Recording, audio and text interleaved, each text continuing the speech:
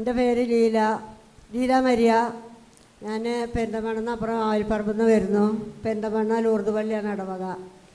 പിന്നെ ഞാൻ കഴിഞ്ഞ വെഞ്ചരിപ്പ് കഴിഞ്ഞിട്ട് പിറ്റത്തെ ആഴ്ച ഇവിടെ വന്ന് പ്രാർത്ഥനയ്ക്ക് വന്നായിരുന്നു, ശനിയാഴ്ച.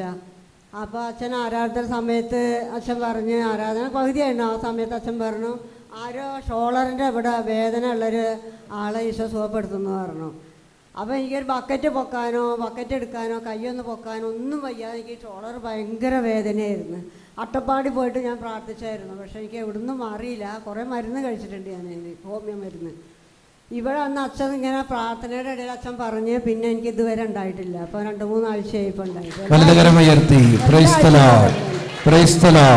അമ്മച്ചിക്ക് കൈ പൊക്കാൻ പറ്റുമോ? ഇപ്പോൾ ഒന്ന് പൊക്കിയേ. കൈ പൊക്കാം, വെള്ള ബക്കറ്റൊക്കെ എടുക്കും, ബക്കറ്റും വെള്ളം എടുക്കാം.